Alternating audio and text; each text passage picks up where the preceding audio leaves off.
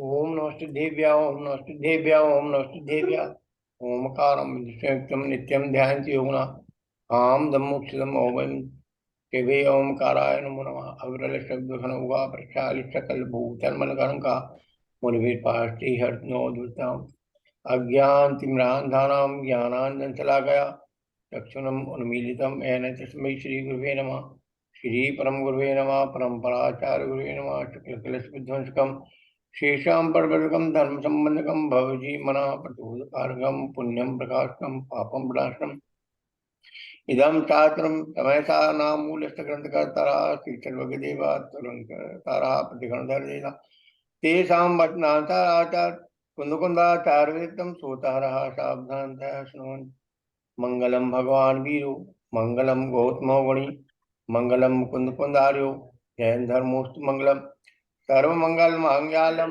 सर्वकल्याणकारकम प्रधानम सर्वधर्माणां जैनम जयश्वासनम जैनम जयशासनम जैनम जयशा वंदित्य सभ्य सिद्धि ध्रुवमचल मणो वयम गतिम पथे बोचामि समय पाहु केवली सुत केवली भणिजन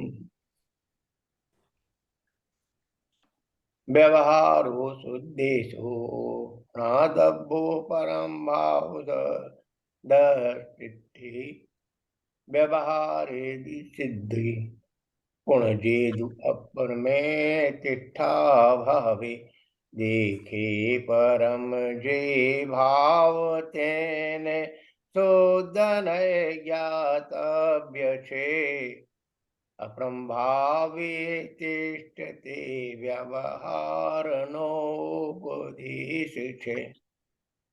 इसके बाद चौथे नंबर के कलश के ऊपर हम चर्चा करेंगे। ठीक, उसको आप गाइएगा।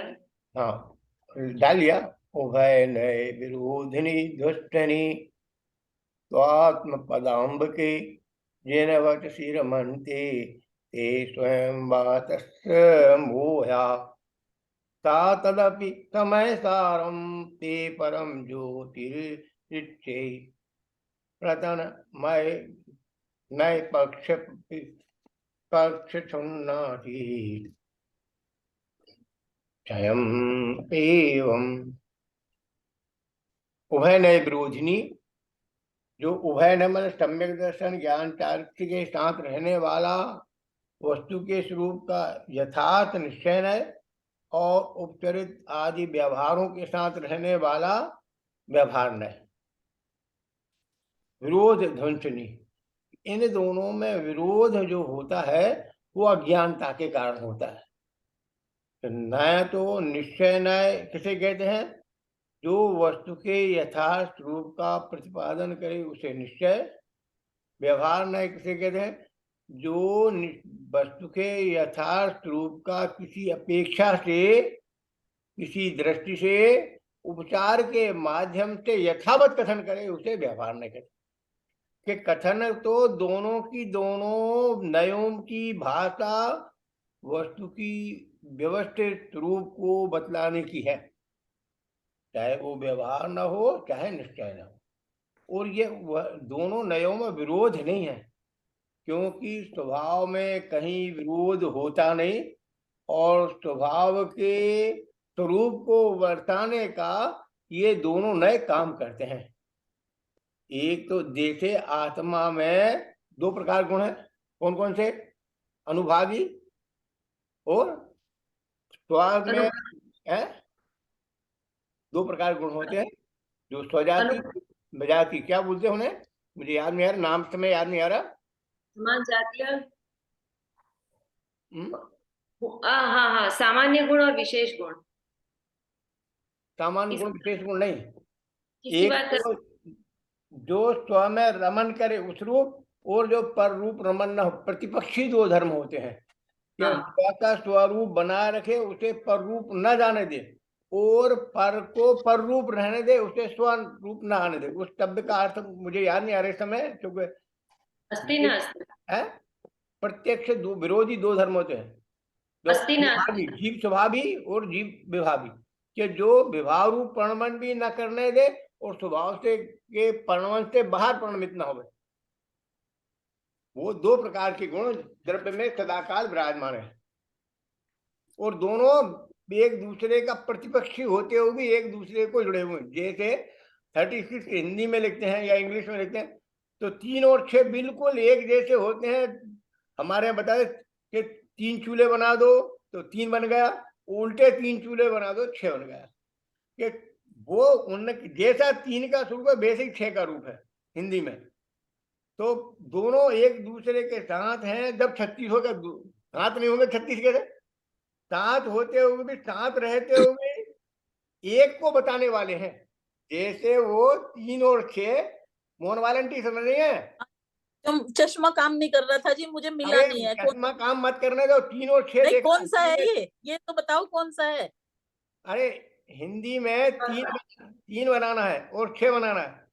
हाँ वो तो समझ रही हूँ मैं, पर हाँ ये कौन सा श्लोक है? ये कौन सा चौथा चल श्लोक है, समय हाँ जी। सार का चौथा श्लोक है, उभय नय विरोधिनी। ये इसका अच्छा, शुरू में हिंदी में शुरू अब में। यहाँ नहीं है, हिंदी में हिंदी अच्छा, वाली गाथा में है, मैं बताता हूँ। हाँ ठीक है जी, मिल गया। मिल गया? उसे हाँ जी, पढ़िए आप, उभय नय विरोधिनी का पद पढ़िए। ये जो हरिगीत वाला वो पढ़ूं? हाँ हरिगीत वाला, हाँ। सबकी सुनी अनुभूत परिचित भोग बंधन की कथा, यही है? नहीं, नहीं नहीं, अपन मोहन बाला आंटी, ये सारा कंफ्यूजन हो रहा ये है नीचे अभी। वाला, हाँ नीचे वाला जी, चौथा है, चौथा। ये अपन आप पंडित जी, आप जो अर्थ कर रहे हो ना, आप उसी को कंटिन्यू कर ले, मोहन नहीं बाला आंटी सुनिए जुड़ सुनिए जाएगी। नहीं, मुझे ये बताओ कि मैं कहाँ, हाँ कौन सा है ये? सुनो, मुझे अभी तक। मैं बता रहा हूँ।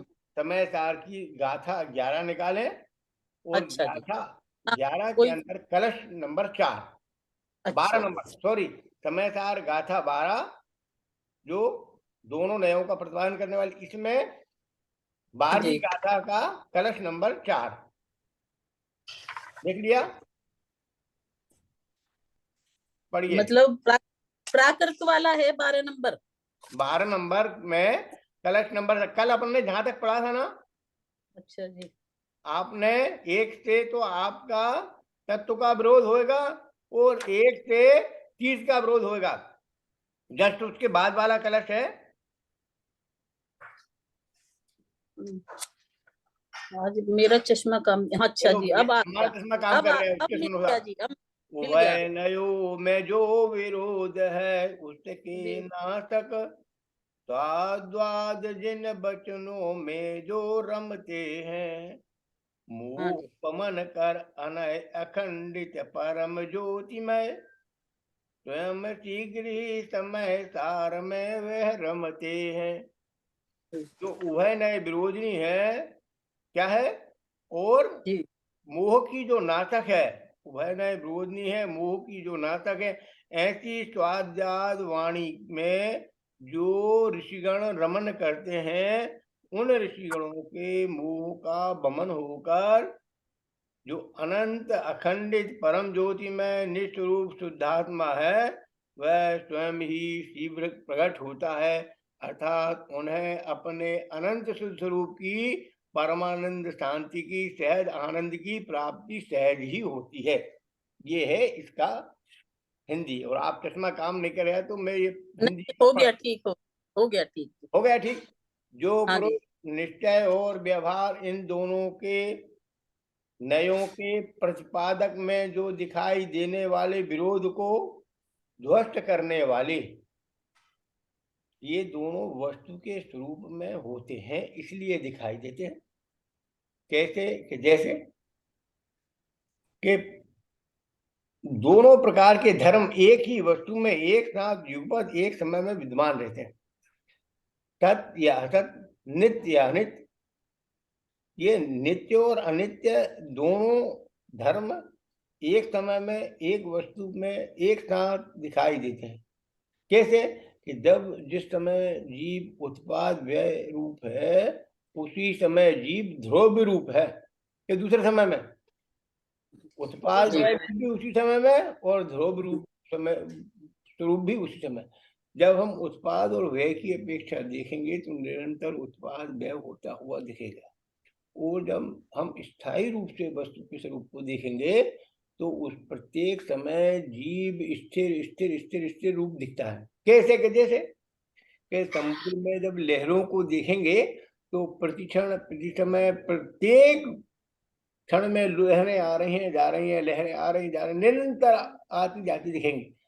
पर जब हम समुद्र के अंदर तल में जाके देखेंगे, जहाँ लहरें नहीं है, मात्र जल स्थिर ही है। जल, जल ही जल, जल ही जल है, हाँ, कोई स्थिर है ऐसा वो, समूह दिखेगा, लहरें नहीं दिखेंगी। बस लहरें नहीं ऐसा ही है कि जब हम वस्तु को स्वभाव की दृष्टि से देखते हैं तो स्वभाव में अनंत सुख शांति का वेदन हुआ एकमात्र ज्ञाय ज्ञाय ज्ञाय ज्ञाय की दिखता है। और जब जी पर्याय की दृष्टि से देखते हैं तो उसमें वैभाविक पर्याय से जैसे तो क्रोध मान माया लोभ रूप विकार भाव और जी व्यवहारिक दृष्टि के स्वभाव रूप प्रणमन की अपेक्षा कौन सा वाला दूसरा है, अनुपचर्य सद्भूत व्यवहार से जब देखते हैं तो हमें ज्ञान दर्शन सुख स्वभावी जीव दिखता है। अच्छा जी। परंतु जीव तो सदाकाल एक अनंत सुख चैतन्य का घन आत्मा है जो सदा तो में विराजमान तो रहता है। मेरा यहाँ क्वेश्चन है जी, तो हमारी गलती कहाँ है? हम उसके उसमें चले जाते हैं, विभाव रूप में चले जाते हैं, और जबकि स्वभाव की तरफ से दृष्टि हटा लेते हैं। बराबर, यहाँ क्या कह रहे हैं? काम, क्रोध, मान, माया, लोभ जब भी आएंगी तो उसमें चले जाएंगे, हम उस रूप भी अपने आप को समझने लगेंगे। आरणी उस रूप तो गलती करते हैं वो तो ठीक, हाँ, पर वही गलती। उसमें भी हम आरणी हम उसमें भी दोषी पर को बनाते हैं, हम उसमें भी अपना हाँ, दोष नहीं देखते हैं। अपने को साफ यदि करते हैं। यदि तुम गिलास नहीं गिराती तो मैं तुमसे कुछ कहती क्या? हाँ। यदि तुम हाँ जी। दही दूध नहीं पिलाती तो मैं कुछ कहती क्या? आप अपनी पोती से ज्योति से जी। कब कहेंगी कि तुम्हें देख के काम नहीं करती? कि जब हम्म, आप देखोगी कि वो गलत काम करती है, हमें दृष्टि में ये ज्ञान में नहीं है कि वस्तु के सहज की स्वगत परिणमित होने की योग्यता थी, ये हमारे ज्ञान में जी। नहीं है। वो यदि हाँ, ये हमारे ज्ञान में आ इसे जाए छोड़ देंगे। तो हाँ जी। फिर उससे कुछ नहीं कहेंगे, क्योंकि बेटा देख के हम्म, काम कर, बस ठीक। होना ही ऐसा था, वो टाइम ही वो ही था। जो होना था बस वो ही यदि तुम्हारे ज्ञान में था, यदि हो जाता तो तुम्हारी ये जो विकल्प रूप अवस्था, ये राग द्वेष रूप अवस्था, यह संसार में विभाव रूप अवस्था क्यों उत्पन्न होती? ये जी संसार में विभाव रूप उत्पन्न हुई दशा इस बात का प्रमाण है कि तूने दो गलती नहीं करी, तीन करी। जी तो एक स्वभाव से निकला, पहली गलती है। जी। जब स्वभाव से निकला तो दूसरी है कि वस्तु के यथावत परिणमन को तुझे जानना चाहिए था, उसे यथावत परिणमन नहीं जाना, दूसरी गलती। हम्म। तीसरी गलती कि जो हुआ उसे सहज परिणमन नहीं मानकर उसका कर्ता तीसरे को माना। जी। बराबर। अच्छा, तो यहाँ हमें क्या करना है ये और हमें बताओ। यहाँ जब यहाँ हमें हमें वस्तु के कि स्वरूप को या समझ। हमें लग रहा है किसी ने गलती करी, या हम नहीं करी, चलो हमने भी करी, हम उसे दूसरों को उसका दोष दे दिया कि तुमने ऐसा करा था इसलिए हमारे से ऐसा हुआ। हाँ हाँ पर हाँ। वहां पे हमारा क्या कर्तव्य है? अब वहां हमारा कर्तव्य है ये कि वस्तु के ये जगत स्वयं परिणमनशील केवल ज्ञानी ने गाया। जैसे प्रभु वीतरागी देव ने जिस वस्तु का जिस समय में जिन द्रव्य क्षेत्र काल भाव के संयोग में जिस रूप परिणमन होना होगा, उस द्रव्य का उस क्षेत्र में उस काल में उस भाव रूप उन निमित्त के संयोग से उस रूप परिणमन होगा होगा होगा। उस परिणाम को अन्य रूप परिणाम ने की ताकत इंद्र जनेन्द्र और अहमेंद्र किसी में नहीं है। इसलिए वस्तु के यथावत रूप को जानकर मानकर उसके मात्र गायक बने रहें, हम अनंत सुख शांति का वेदन करेंगे। ये करना है, ये गाथा हमें ये गायक होने की बात कहती है। एक गायक भाव। तो मैं उसे वो हम क्योंकि संसारी प्राणी हैं, उसमें आएंगे तो सही, पर उसे छोड़ देना चाहिए। हाँ कोई बात नहीं। आएंगे जैसे तो सही, आए आए आए काय में आए, आए मतलब ज्ञान में। ठीक। विभाव में आएगा तो सही, ज्ञान में, सुनिए क्योंकि ज्ञान तो सुनिए। स्वच्छत्व शक्ति है ज्ञान में तो। हाँ हाँ हाँ हाँ कोई बात। तुम आपके ज्ञान में आएगा तो सिद्धों के ज्ञान में भी आएगा, उसकी चिंता मत करो। ज्ञान में तो अच्छा। उनके भी आ रहा है, ज्ञान में आपके भी आएगा, तो क्या बात है, ज्ञान तो अच्छा। ये ज्ञान हाँ, प्रमाण है कि ज्ञान तो तेरा स्वभाव है प्रभु। तू तो आत्मा अखंड चैतन्य घन है, उसमें ज्ञान होना है तो होना ही नहीं, उसमें कोई विरोध नहीं। आने दो, ज्ञान में तो आएगा ही, कि ज्ञान में जी आए बिना रहेगा नहीं। पर ज्ञान में आने पर भी ज्ञान का ज्ञेय बना, जैसे वो ज्ञान का ज्ञेय बनाते हैं तुम ज्ञान का गेय नहीं बनाकर हाँ उसमें हाँ, राग उसमें विवेक, रम जाते हैं हम, हाँ उसमें कर्तापन का भोक्तापन का कर्ता आप भोक्ता। करते हैं तो उसमें संसार का परिभ्रमण होता है, ज्ञान का गेय बना। और फिर दूसरी बात क्या, दोनों नयों के प्रतिपादन में दिखाई देने वाले विरोध को ध्वंस करने वाली, ये दोनों नए हैं, व्यवहार नए, निश्चय नए, दोनों नए आपस में एक दूसरे के प्रतिपादक और एक दूसरे के विरोधी होते हुए भी दोनों नए स्वाध्याय के चिन्ह द्वारा जिन वचनों में रमते हैं। एक उदाहरण बताऊं भाई मैं, और बहुत सादी सी बात आपके बिल्कुल समझ में आती। एक रोड पे, आपके यहाँ रोड शो जो होते हैं उनमें 10 या 20 लोगों की प्रतियोगिता है कि कौन फर्स्ट आता है, ठीक। तो उस समय 10 गाड़ियां, लोग चलाने वाले 10 परफेक्ट मैन गाड़ी के जो अच्छे से अच्छे चलाने वाले हैं, प्रतियोगिता में भाग लेने के लिए कौन जाएगा, जिसे Yes. अपने ऊपर कंट्रोल, विश्वास और जिसको अपना साहस शक्ति होगा, मैं जीत जाऊंगा। हारने वाले नहीं जाते, हारने वाले उसमें नहीं जाते, जो सोचते हैं कि मैं अपने आप को परफेक्ट समझते हैं वो लोग जाते हैं। तो उसमें 10 मोड़ों पर गाड़ियों को मुड़ना है, बाइफर्केशन होना 10 अलग अलग रास्तों पे, और फिर उसके बाद लक्ष्य पे पहुंचना। तो गाड़ियां सब एक साथ चालू होती हैं।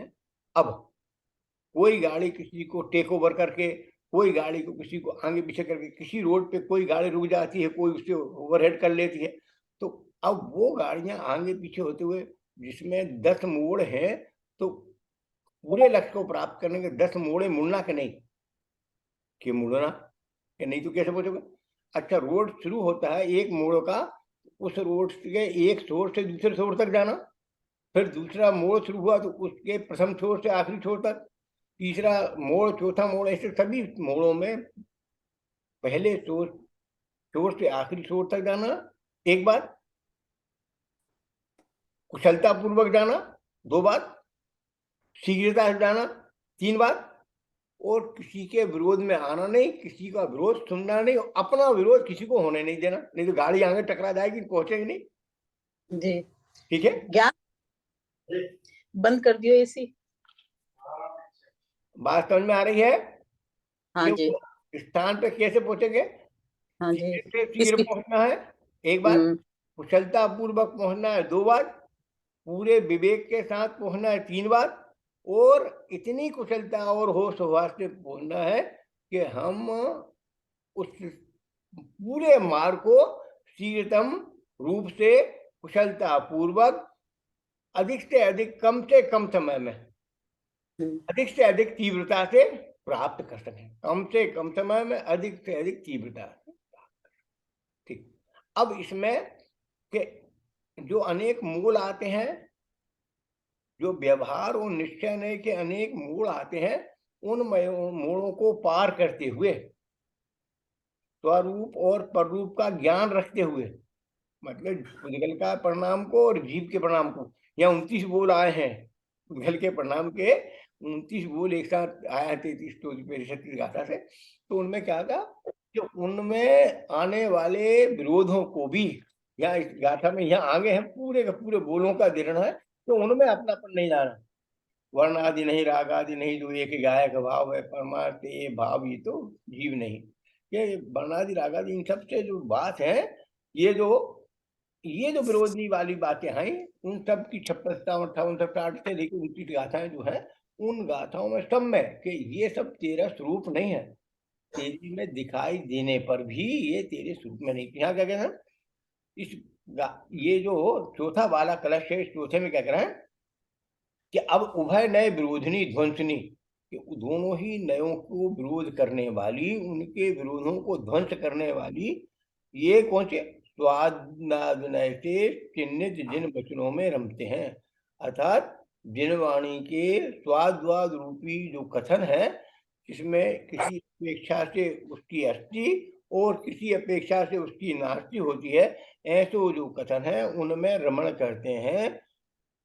स्वयं पुरुषार्थ से मिथ्यात्व का वमन करने वाले वे पुरुष स्वयं पुरुषार्थ से मिथ्यात्व का गमन करने वाले, कि जो नयों के यथार्थ रूप को जानते हैं और नयों के यथार्थ रूप को जानकर आत्मानुभवन करने का पुरुषार्थ कर सम्यक दर्शन प्राप्त करते हैं, वे उभय नय के जानने वाले, स्वाद्वाद के ज्ञानी, जिनवाणी के रहस्य को जानने वाले वे पुरुष पुनः से खंडित नहीं होने वाली परम ज्योति स्वरूप अत्यंत प्राचीन अनादिकालीन समय सा रूप भगवान आत्मा को, अत्यंत प्राचीन मन अनादि अनंत है, सदा काल से रहे सहित है, तेरे स्वरूप में है, तेरा आत्म स्वरूप है, समय सार रूप है, मतलब आत्म स्वरूप है, भगवान को तत्कालिक आत्मा को तत्काल ही देखते हैं। ऐसी आत्मा जो अनादि अनंत है, अखंडित है, विकार रहित है, पूर्ण है, निराकुल है, ऐसी आत्मा को तत्काल ही देखते हैं, अर्थात उसका अनुभव करते हैं। किसका? एक शुद्धोपयोगी रूपी शुद्ध आत्मा का जो अनुभव करते हैं, वे जिनवाणी के माध्यम से स्वरूप की प्राप्ति कर अनंत आनंद की प्राप्ति करते हैं।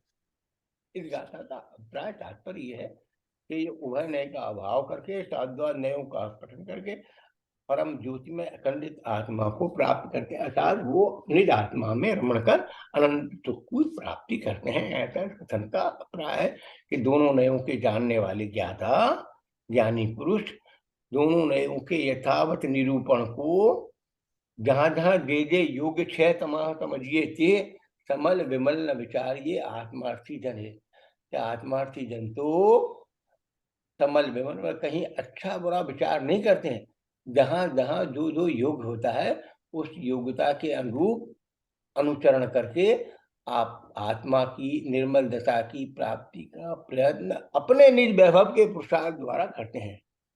ऐसी उनकी परिणति होती है जिससे अनंत शांति का वेदन होता है। ये चौथे कलश का होगा जी।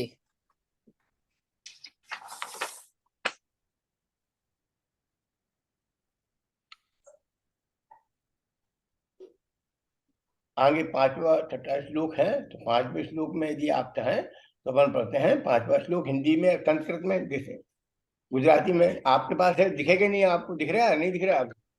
मैं पांचवा श्लोक पढ़ती हूँ। हाँ पढ़िए। व्यवहरण नय साध्य साध्यद्यपि प्रापदव्या मिह निहित पदानां हन्त हस्तावलम्बा तदपि परमर्थं चिच्चमत्कारमात्रम्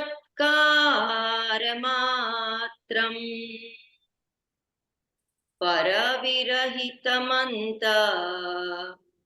पश्यतां नैष किंचित। हिंदी में, संस्कृत गुजराती है इसमें? नहीं, आप पंडित जी आप है ना, ये इसका जो संस्कृत वाला जो कलश है ना, उन संस्कृत शब्दों से ही आप हमें समझाएं, ताकि आपको भी बहुत आपकी भी ख्याल आता। आप वो मूल ही ले लीजिए, मूल से ही ले लीजिए। हिंदी में संस्कृत, इसमें गुजराती में संस्कृत नहीं है, संस्कृत हिंदी वाले में दिखेगी। नहीं, आप तो ये जो संस्कृत श्लोक है ना तो उसी इन्होंने बोला है। हाँ, जो अभी रूपल बहन ने बोला है वही वाला है संस्कृत का। ठीक है, आप उसी शब्दों के ऊपर बोलिए। व्यवहार नय स्वाद स्वाद्वाद रूप दोनों नयों से प्रतिपादित जिनवाणी का परिणमन को बतलाता है। निहित पदम हस्त हबलमन के हाथ में रखे हुए आंवले के समान उनको दोनों नयों को हस्तावलंबन करता हुआ व्यवहार नय और निश्चय नय दोनों के स्वरूपों का प्रतिपादन करता है। उन दोनों नयों के प्रतिपादन में ये है व्यवहार नय स्वात यद्यपि, कि ये दोनों नय, व्यवहार नय जो है, ये अब स्वाद में अस्थि एक और दूसरा निश्चय नय एक, और ये दोनों ही नए प्रतिपादन करते हैं किसका? वस्तु के स्वरूप का। कैसा प्रतिपादन करते हैं? हंत हस्तावलंबन, हाथ में रखे हुए आंवले की तरह प्रतिपादन करते हैं। तदपि परमार्थानाम चित्तमत्कार मात्र, तथापि अज्ञानी जीव चित्त चमत्कार मात्र अपने स्वरूप को नहीं जानता है, इस कारण से दुखी है। तो यहाँ क्या करना? जो उपयोगी है, 5वां सूत्र है, जो दुर्लभ को लाठी के हस्तावलंबन, जो इसका अर्थ पढ़ो जी आप। अर्थ, जो पुरुष निश्चय और व्यवहार। हाँ, इसको पहले इसका कलश का हिंदी ले लेते हैं और उसका अर्थ देखते हैं। जो दुर्लभ को लाठी है हस्तावलंबन, जो उपयोगी व्यवहार सभी को अपर पद में, पर उपयोगी नहीं रंच भात भी उन लोगों को जो रमते हैं परम अर्थ चिन्हमय चिद घन में। कि ये अपरम भाव जो है वो व्यवहार से उन लोगों के लिए उपयोगी है जो अपरम भाव में निहित है। निहितानाम पदा हंत हस्तावलंबन, तो जो निहित है अपर पद में उन लोगों को व्यवहार नय हस्तावलंबन की तरह है। तदापि माने तो भी, परमार्थानाम परमार्थ से, जो चित चैतन्य चमत्कार मात्र परविहित विलंबन पदाम्बनेव किंचिता, मतलब जो निश्चय से आत्मा के चित चमत्कारमय स्वरूप को जो अनुभव करते हैं, उनके लिए परमार्थ से ये व्यवहार नए ग्रहण करने योग्य नहीं है। एकमात्र शुद्ध नय ही उनके लिए ग्रहण करने योग्य है। अब हिंदी पढ़ देते हैं। तथापि खेद है कि जिन्होंने पहली पदवी में पैर रखा है, पहली पदवी में पैर रखा मतलब जिन्होंने धर्म की शुरुआत की है, जिन्होंने जानने के लिए स्वपर के स्वरूप को जानने के लिए जिनवाणी की अवलंबन लिया है, उसमें मार्ग में प्रमत्त हुए हैं, उन्होंने पहली सीढ़ी में पैर रखा है, उनके लिए व्यवहार नय हस्तावलंबन है, हाथ का सहारा है। के लिए कि जो स्वयं व्यक्ति चल नहीं सकता हो, दूसरे के सहारे की उसे आवश्यकता पड़ती है। तो दूसरा चलाता है कि नहीं चलाता, ये बात अलग है, पर दूसरा चलने में सहयोग करता है। कैसे? चिपुदगल को चलन सहाई, धर्म द्रव्य अनुरूपी तिष्ठत होय अधर्म सहाई, इनवेन मूर्ति के जीव स्वयं चलते हुए जीव और पुद्गलों को चलने में सहाय, चलकर रुकते हुए जीव पुद्गलों को रुकने में सहाय, कि ना तो वो रोकता है न रुकता है, पर चलते हुए चलने में सहायक है और रुकते हुए रोकने में सहायक। तो ये जैसे वो सहायक पना है, वहीं ये इसका व्यवहार का भी सहायक पना है। किनके लिए? जो पहली पदवी पे पैर रखे हैं उनके लिए व्यवहार न हस्तावलंबन है, हाथ का सहारा है। तथापि जो परद्रव्यों और उनके भावों से रहित, अब आगे की बात है, जो परद्रव्य में न रमते हैं, तथापि परदार्थानाम, कि जो पर पदार्थों में जिनका रमण नहीं है, जिनका गमन नहीं है, पर पदार्थों में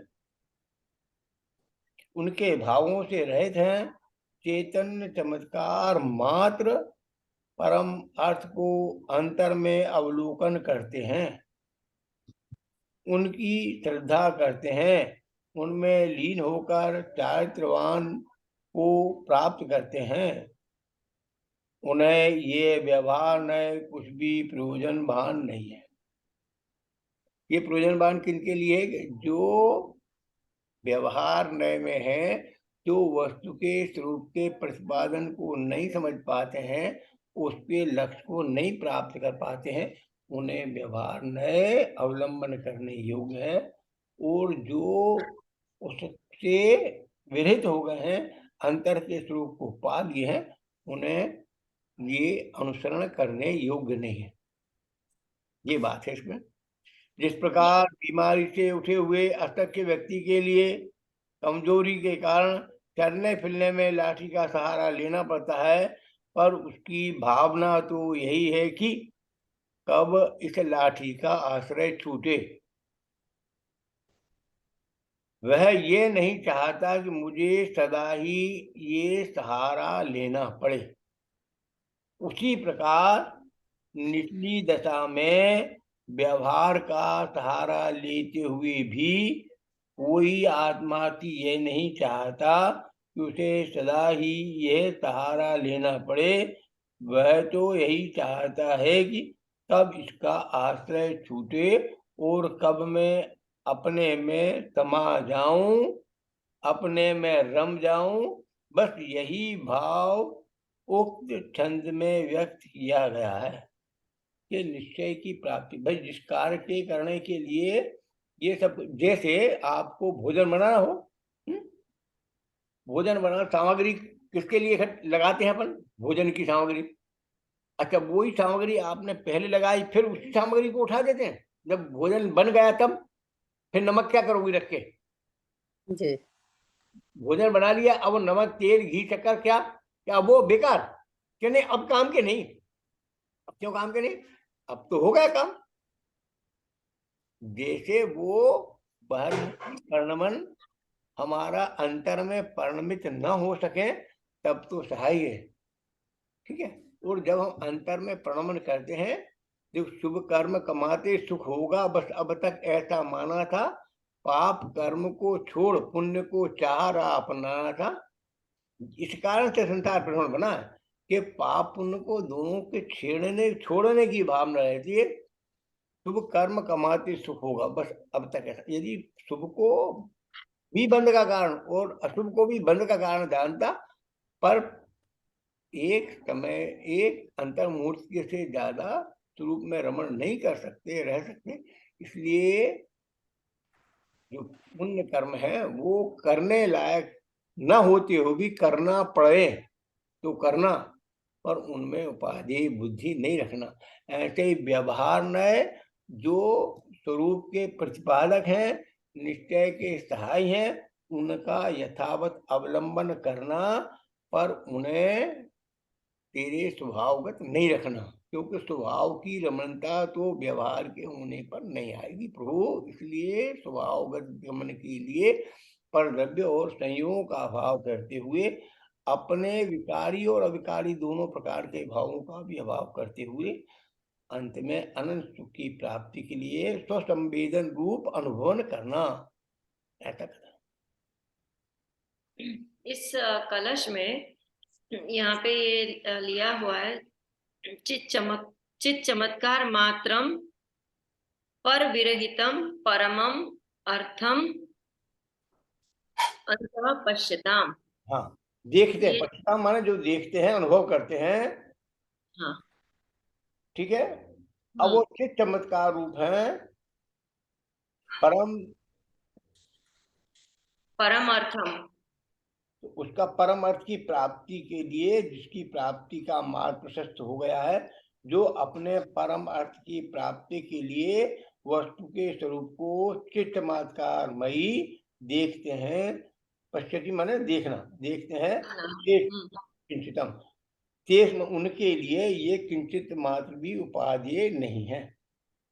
कौन उपादेय नहीं है? व्यवहार में मात्र भी उपादेय नहीं, उसके लिए उपादेय है जिसने व्यवहार के स्वरूप में जो परिचित नहीं है, मोक्ष मार्ग का पथिक है और मोक्ष मार्ग में गमन करना चाहता है। प्रथम द्वितीय, उसका वो ताप वाला आया था, वो कहाँ है? अब पीछे निकल गया इसमें। हाँ, उसके आगे निकल हाँ, वो आपने निकाल दिया, प्रथम द्वितीय ताप वाले व्यक्ति।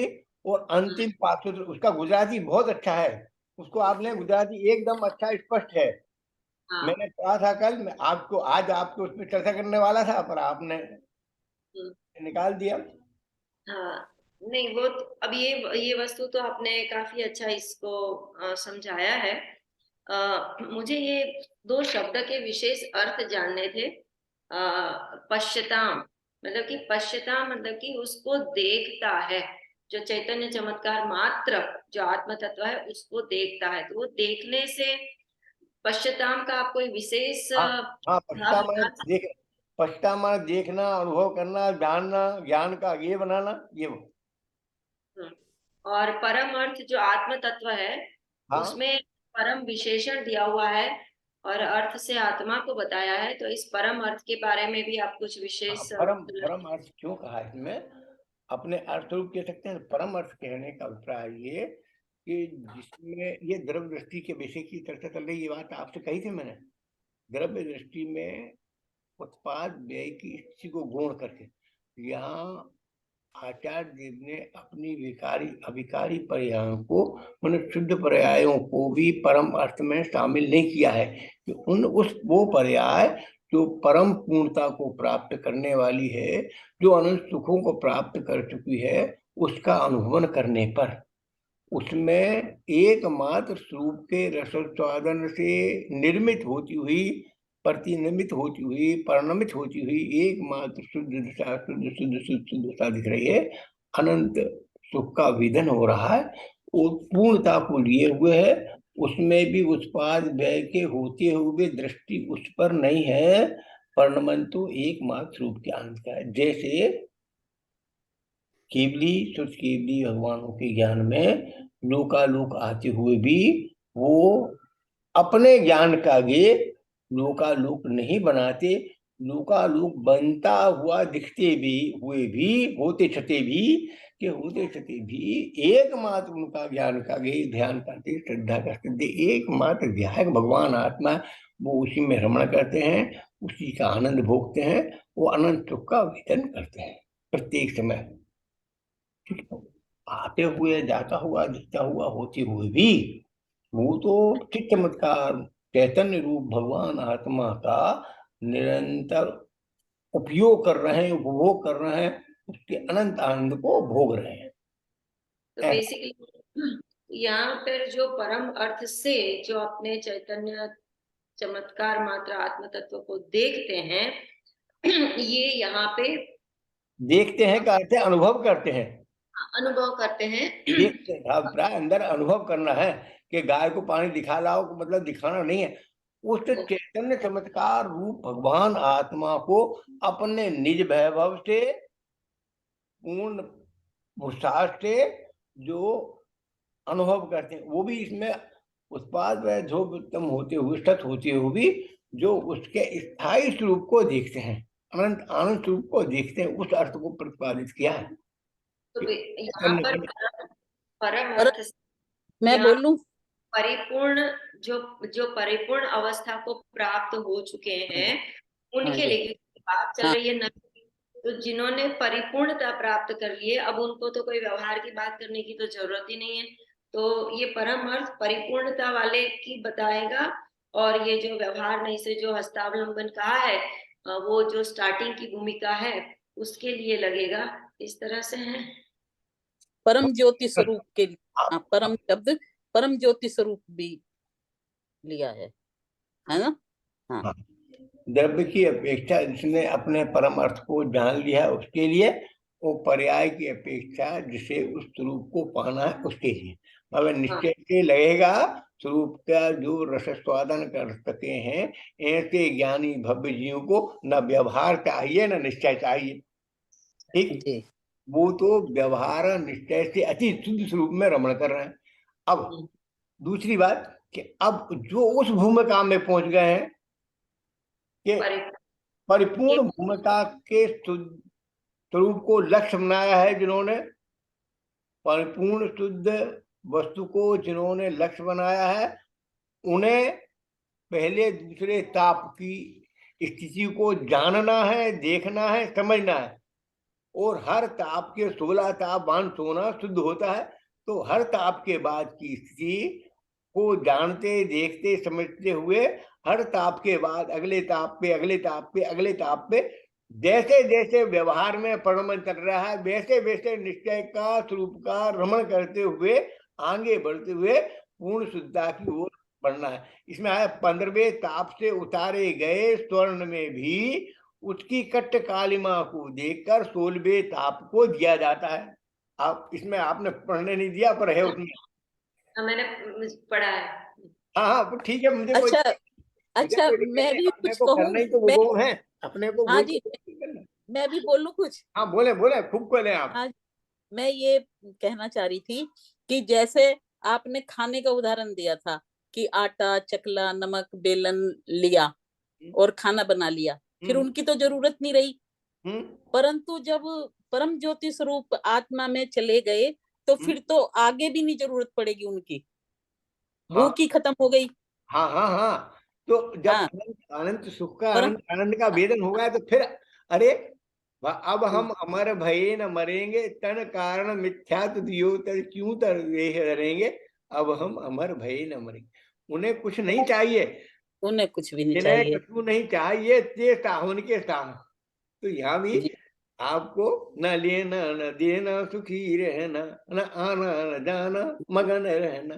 तो जो तो जी हम ज्योति को जिन्होंने प्राप्त कर लिया है, उन्हें अनंत अखंड अखंड अनंत आनंद के चैतन्य घर में जो निरंतर विराजमान है, उन भव्य जीवों की बात है, वस्तु स्वरूप को प्राप्त किए हुए हैं वो लोग। और जो स्वरूप को प्राप्त करने के लिए मार्ग पर प्रशस्त हो गए हैं, उन लोगों के लिए ये मोक्ष मार्ग है।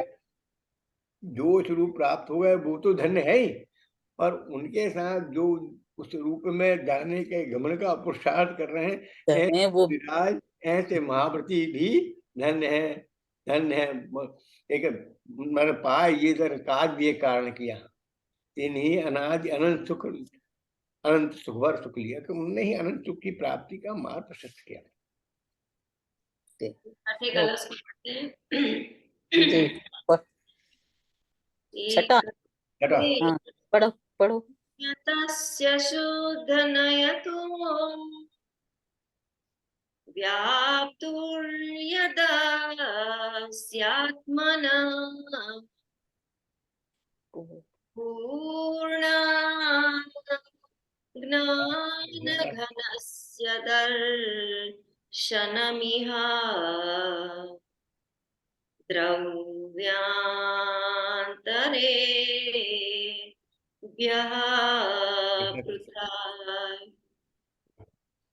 सम्यक् दर्शनमेतदेव नियमः दात्मा च तावानयम्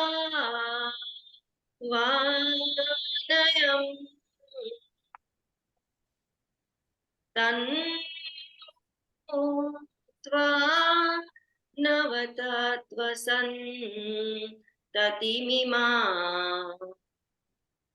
मात्मायमे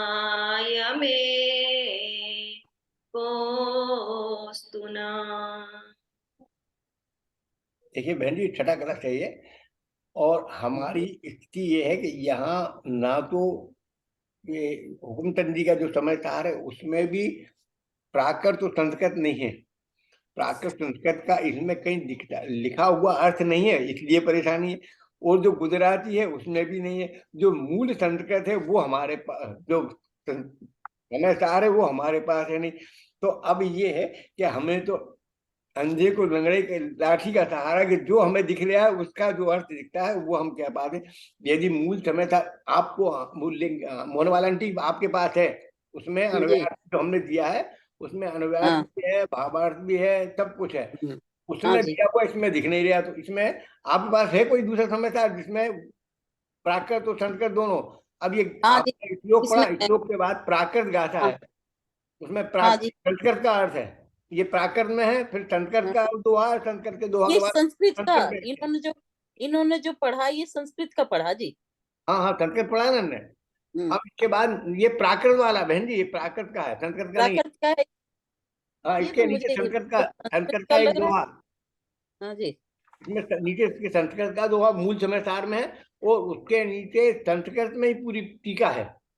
जी अब पूरा समय सार जो है संस्कृत में, प्राकृत में मूल गाथाएं कुंद कुंदाचार्य की हैं, फिर आचार्य अमृतचंद्राचार्य और जयसेनाचार्य की टीकाएं वो दोनों संस्कृत में विवक्षित है।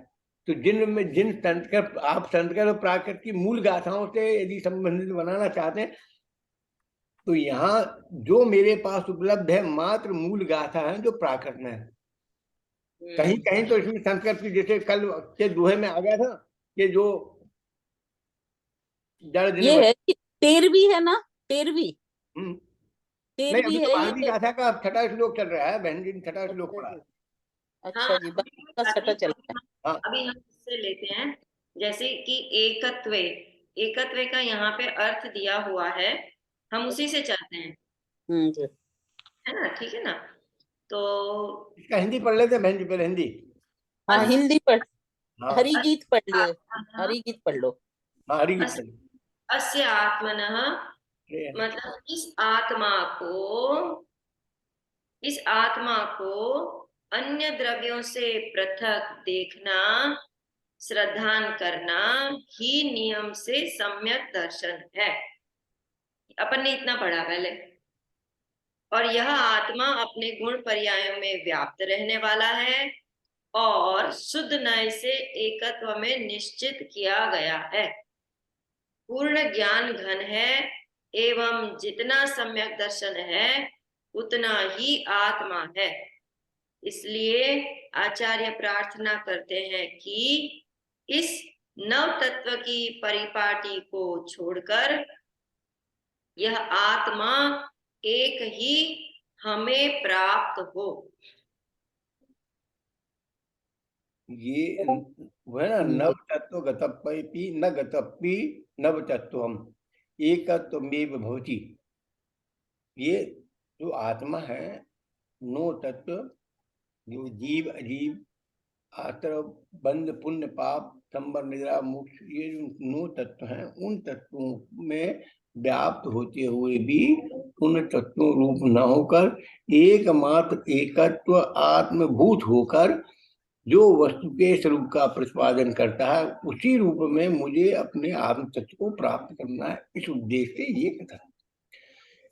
एकत्वे नियतस्ते शुद्ध नयो, एकत्व है जो नियत है, शुद्ध नयो, शुद्ध नय से व्याप्त है, अंतर बाहर पूर्ण ज्ञान घनस्य दर्शन मोह आदि द्रव्येन्द्रियां पृथक सम्यक दर्शन ज्ञान चरण इनके साथ है, उससे तादात्म्य है, दर्शन मोह आदि से अतादात्म्य है, राग द्वेष मोह आदि विकारों से जो पृथक है, और जो दर्शन ज्ञान आदि के भेदों से तादात्म्य है, तन्या उसमें भी नव तत्व रूप परिणत न होकर एक आन तत्व रूप परिणमित होना।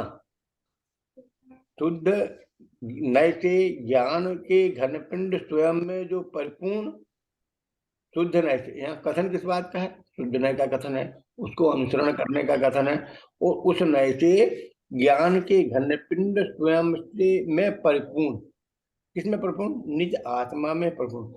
यहाँ सम्यक दर्शन का विषय या सम्यक ज्ञान या का विषय जो भूत जो आत्मा है वो ही परिपेक्ष है, उसी को यहाँ आधारभूत बनाया, उसी आत्मा की बात करते हैं नयों के माध्यम से, चाहे वो व्यवहार नय की बात करें या निश्चय नय की बात, उसमें स्वयं में परिपूर्ण, अपने गुण पर्यायों में व्याप्त, कि अपन स्वयं में परिपूर्ण है, और वो है कैसा? अपने गुण पर्यायों में व्याप्त है, और क्या?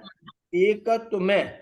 अब के गुण पर्याय भेद रूप नहीं है, अपने में विराजमान त्रिकाल है, स्वयं में है, स्वयं से स्वयं का घनपिंड है, और ज्ञान का घनपिंड है कि ज्ञान ज्ञान ज्ञान ज्ञान ज्ञान ज्ञान हमेशा चैतन्य चमत्कार जो रूप अभी आपको बताया शब्द दिया था, निरंतर चैतन्य रूप चित्त चमत्कार को बतलाने वाला है। उस अखंडित आत्मा की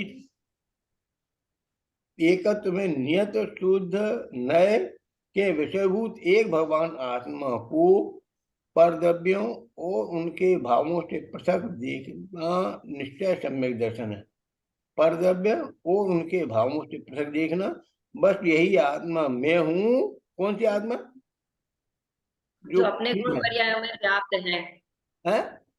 जो अपने गुण और पर्यायों में व्याप्त है। बराबर, अपने गुण पर्यायों में व्याप्त है, जो अखंडित है और एकत्व में है, उसकी बात कर रहे हैं। ये जो इसकी बात नहीं कर रहे हैं कि ये आत्मा पर द्रव्यों और उनके भावों से पृथक, ये नास्ति की अपेक्षा का कथन है। नास्ति नास्ति पर कथन है, अस्थि में मस्ती और नास्ति की प्राप्त छोड़ना है, नास्ति को उसे छोड़ने के लिए। तो जो अपने स्वरूप में भ्रमण करता है उसकी बात कर रहे हैं। तो ऐसे आत्मा जो अपने चित्त चमत्कार स्वरूप में एकत्व में नियत शुद्ध रूप से शुद्ध नय के विषयभूत, अब विषयभूत मैंने शुद्ध नय का भी ग्रहण नहीं करा, शुद्ध नय के विषयभूत इस भगवान आत्मा का, उस शुद्ध नय का कथन भी है, व्यवहार का कथन भी शुद्ध नय के प्रतिपादन कर, और शुद्ध नय का कथन भी शुद्ध आत्मा की प्राप्ति के लिए। बराबर, ठीक।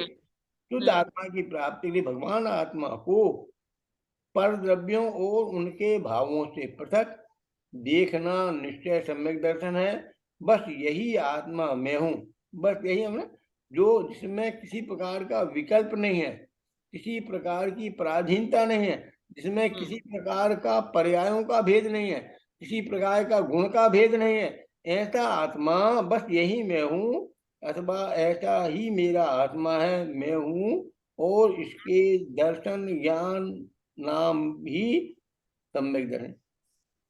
इसके दर्शन, इसके दर्शन का नाम, किसके दर्शन का नाम? आत्मा के, आत्मा के अखंड स्वरूप के दर्शन का नाम ही सम्यक दर्शन है। ऐसा ज्ञानी जानते हैं, इसलिए ज्ञानी जन भावना भाते हैं कि इस नव तत्व की परिपाटी को छोड़कर हमें तो एक आत्मा ही प्राप्त करना है। नव तत्व की परिपाटी को छोड़कर मतलब ये मोक्ष शास्त्र समय सार रूप है, वो हमें ये पूरा इसी रूप से है कि नौ तत्वों का जो हम परिपूर्ण निरूपण है, और संपूर्ण निरूपण को करने के बाद भी कुंदक कुंदाचार्य का ध्येय और श्रद्धेय एकमात्र नौ तत्वों की स्थिति को बताते हुए कि जीव संसार में दुखी क्यों, कि उसने स्वभाव के स्वरूप को छोड़कर उद्गल आदि पर द्रव्यों का संयोग किया, संयोग हुआ तो भाव कर्म बने, भाव कर्म से द्रव्य कर्म बने, द्रव्य कर्म के संयोग से अनुकूल या प्रतिकूल नौ कर्मों की प्राप्ति हुई, और विकार रूप वर्णमन में इसने लगने से संसार में परिभ्रमण हुआ, इसलिए संसार हुआ। अब ये संसार का अभाव कैसे हो कि एकमात्र रूप पर दृष्टि ले जाए, स्वरूप को इस रूप का विषय बनाए, राग द्वेष आदि विकारी और दर्शन ज्ञान चारित्र आदि अविकारी भावों से भी पृथक एकमात्र त्रैकालिक शुद्ध चैतन्य घन आत्मा अनंत ज्ञान घन का पिंड त्रकाल स्थायी त्रकाली शुद्ध आत्मा को अपना ज्ञान का गेय जो बनाते हैं, उन्हें स्वरूप में भी पर्याय में भी सिद्धत्व की प्राप्ति होती है, अखंड आनंद की प्राप्ति होती है। इसी के लिए समय सार, और ये प्राप्ति मुझको हुई है, मैं आप सबको हो जाए, ऐसी मंगल भावना से दर्शता हूं एक विभक्त को आत्मा तने निज विभव से, दर्शता हूं तो करना प्रमाण न खल करो, कि मैंने इस दृष्टि से इसको आपको विषय बनाया है, और मैं इसे इसी दृष्टि से आपको बताना चाहता हूं कि मेरा ऐसा अखंड शुद्ध चैतन्य घन आत्मा मेरे ज्ञान का विषय बना है, और ये मैं आपकी अलौकिक निधि आपको बता रहा हूं, ताकि आप तब भी अनंत आनंद स्वरूप आत्मा में विराजमान होकर अनंत सुखी हो जाए। यहाँ पर मुझे आपसे और पूछना है कि जैसे कि आचार्य अमृतचंद्र देव इस ग्रंथ के टीकाकार है, तो जैसे उन्होंने दूसरी गाथा में भी एकत्व और नियत वृत्ति रूप, अब इस कलश में भी एकत्वे नियतस्य ये शब्द लिया है, और अपने गुण पर्यायों में व्याप्त रहने वाला है, मतलब कि बार बार हमें इस चीज को बता रहे हैं। टीका मूल मूल गाथा का प्रतिपाद्य विषय एकत्व और नियत, स्वरूप में नियत और रूप से पूर्णता में लिए हुए एकत्व, माने जिसमें किसी प्रकार का कोई भेद नहीं है, एक अविभेद रूप स्थान जिसमें ज्ञान दर्शन शुद्ध चेतना आदि अनंत गुण होते हुए भी वो एक रूप है। जिसके लिए उदाहरण दिया था स्वामी जी की सभा में वैद्य को करा था कि वो किसी रोग की दवा के लिए कोई दवा पर्टिकुलर देता था और 100 दवाओं का उसमें मिश्रण था, जिनका सेवन करने से 7 दिन 15 दिन के अंदर वो रोग का अभाव हो जाता था। तो उस जैसे उस रोग के अभाव करने के लिए वो एक नियत औषधि थी। कई आचार्य इसलिए ये कहते हैं कि एक नियत औषधि द्वारा, एक कौन सी नियत औषधि कि एकत्व विभक्त आत्मा के स्वरूप के द्वारा नियत है, एकत्व है, परिपूर्ण है, ज्ञान अंतभावी है, सदाकाल विराजमान रहने वाली है, जिसमें उत्पाद भय ध्रुव का भेद नहीं है, जिसमें दर्शन ज्ञान चारित्र का भेद नहीं, ऐसी अखंड एक रूप आत्मा। फिर यहाँ पे जब इनको एकत्व ही बताना है तो फिर इन्होंने ये क्यों बताया कि जो आत्मा ऐसी है कि जो अपने गुण पर्याय में व्याप्त हो रही है, और ऐसी आत्मा जो है जो अपने गुण पर्याय में व्याप्त रहने वाला है और शुद्ध नय उस ज्ञान की पर्याय से एकत्व में निश्चित किया गया है, ऐसा पूर्ण ज्ञान घन है। अब ये क्यों बताया गया, उसके लिए बताया गया कि ये एकत्व भक्त आत्मा को लाना किसको है, किनको बताना है, अप्रतिबुद्ध को, अप्रतिबुद्ध को, मलेच्छ को। मलेच्छ भाषा के बिना नहीं समझाया जा सकता। उसी प्रकार अप्रतिबुद्ध को बुद्धित बनाने के लिए व्यवहार नय का सहारा लेके उसके स्वरूप का प्रतिपादन करके, निश्चय वस्तु स्वरूप का प्रतिपादन करके निश्चित रूप में रमण कराने की विधि को बतलाया जा रहा है। तो व्यवहार नय का प्रतिपादन है, उसके बाद निश्चय का प्रतिपादन है कि जैसे वो प्रमत्त नहीं अप्रमत्त भाई, ये जो है ये व्यवहार का प्रतिपादन है। दर्शन ज्ञान चारित्र भेद ये निश्चय का प्रतिपादन है। पर ये दोनों भेद रूप अवस्थाओं से अभेद वस्तु रूप को नहीं प्राप्त किया जा सकता। इसलिए अभेद वस्तु रूप निज आत्मा जो एकत्व विभक्त में है, एकत्व है स्व में एकत्व है, पर से विभक्त है, वो जो शुद्ध नय रूप है वो एक पूर्ण ज्ञान घन स्वरूपा दर्शन अभिम। तो दर्शन भी उस पूर्ण ज्ञान घन स्वरूप दर्शन में जो द्रव्यांतरे, जो द्रव्य के अंतर में विराजमान है वह पृथक है, उसको बतलाने के लिए इस गाथा में सम्यक ज्ञान दर्शन चारित्र मेव देव, तो वो उन भेदों से भी रहित निज शुद्धात्म तत्व, निज महात्माराम, निज महात्मा ने निज अंतर की आत्मा में तादात्म्यम, कि निज अंतर की आत्मा से जो तादात्म्य हो गया है, उसको, उस आत्मा को जो अपने निज परिणाम निज स्वभाव के वैभव से अपने आप को एक मेघ रूप कर लिया है, अनंत सुख को प्राप्त कर लिया, उस आत्मा को बतलाते हैं जो कि नव तत्वों की संतति से दूर है, जिसका हमें तो नव तत्व रूप संतति को बतलाने वाला व्यवहार मोक्ष मार्ग है, जो वर्तमान की वस्तु ही परिस्थिति दो है। एक तो हमें बताना है लक्ष्य को, और एक बताना है तुम हो कहाँ। बराबर। तो हम कहाँ खड़े हैं ये स्थिति को बताने के लिए व्यवहार की स्थिति देखते हैं कि तुम कहाँ खड़े हो, और उस स्थिति से मुझे किस मार्ग से कैसे करके तुम्हें उस लक्ष्य पे पहुंचाना है।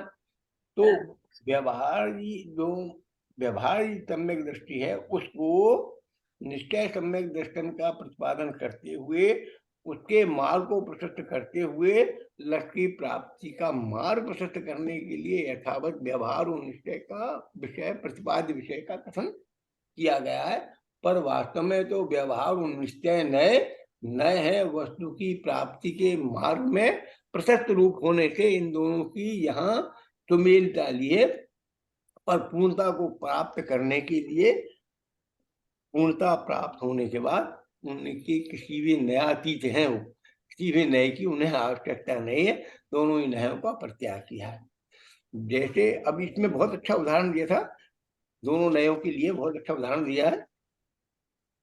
यदि चाहते हो जैन दर्शन प्रवर्तन जगत में व्यवहार निश्चय में ही किसी को भी नहीं छोड़े, व्यवहार न बिन 30 करो, नियत मिन तत्व का ही लोप होगा, इसीलिए तुम किसी को छोड़ो नहीं। कि जो मक्खन पहले की माता बहनें मक्खन निकालती थी, आप लोगों ने मक्खन निकाला तो होएगा नहीं, पर मक्खन निकालते काय से निकाला जाता था? मक्खन की मथोनी।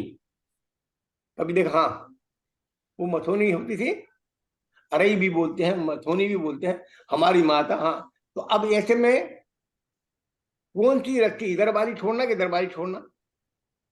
किसी को नहीं छोड़ना, किसी को नहीं छोड़। अच्छा, एक को खींचना तो दूसरे को ढीला नहीं छोड़ना, छोड़ना। दूसरे को हाँ दूसरे को हाँ खींचना तो पहले को छोड़ना।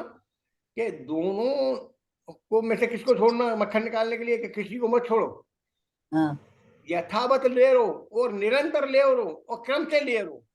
निरंतर लो, क्रम क्रम से लो, यथावत लो। और कब तक लो? कि जब जब तक। मक्खन नहीं निकल जाता। हाँ और जी। विशुद्धि का पानी, उसमें विशुद्धि का पानी आवश्यकता अनुसार समय समय पर उसमें छेपण करते जाओ, खींचते जाओ, जी, तब विशुद्धि का मक्खन पानी। निकले। और मक्खन निकल आया ऊपर, तब क्या करना है? कि तब भैया उसे निकाल लो, नहीं तो वो आया हुआ भी चला जाएगा। तो बस उस समय निकाल के फिर जब मक्खन आ जाता है बाहर, हमारी माता ही निकाला करती है, तो मक्खन बाहर आ गया तो फिर मक्खन निकाल के मथनी छोड़ देती हैं, मथनी छोड़ के मक्खन निकालती हैं और मक्खन से घी निकाल लेती। तो ऐसी की ऐसी प्रतिपादी कि आचार्य श्री गुरु संसारी जीवों को संसार के अभाव कर्म करने के लिए, अभाव करने के लिए व्यवहार और निश्चय दोनों नयों का सहारा लेते हुए यथा योग वस्तु की स्थिति के निरूपण करने के लिए उन्हें यथा विधि उनका सहयोग लेते हैं। और जब वो जीव शुद्ध स्वरूप को प्राप्त कर लेता है तो दोनों नयों को छोड़कर स्वरूप में ही रमण करने का उपदेश देते हैं। ये इस गाथा में मूल में है कि स्वरूप में रमण हो जा। ऐसी मंगल भावना से मैं यहाँ विराम लेता हूँ कि आप सब अपने स्वरूप का रमण करें, स्तवन करें, लीन हो, वो परम ज्योतिमय अनंत आनंद घन आत्मा को प्राप्त करें, ऐसी मंगल भावना। बहुत, आज का उदाहरण भी बहुत अच्छा, बहुत अच्छा। हाँ जी, मैं एक और आज भी वो पढ़ूंगी दूसरी। हाँ, आप पूछे, मैं ये, हाँ पूछे, पूछे। पढ़ूं क्या हाँ जिंगानी पढ़िए, स्तुति? क्या पढ़ना, मुझे क्या दिक्कत है, क्या टेप बंद करा नहीं, दिए। मैं कुछ पूछना है क्या, ये सोच रही थी।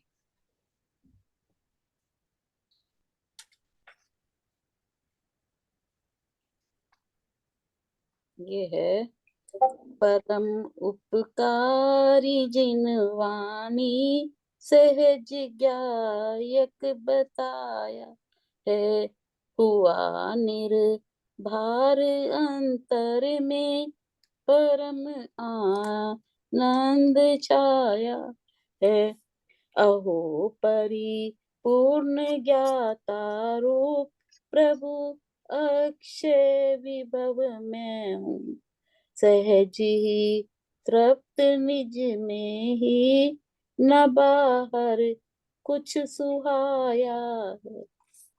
उलझ कर दुर्विकल्पों में बीज दुख के रहा बोता, ज्ञान आनंद में अमृत धर्म माता पिला है।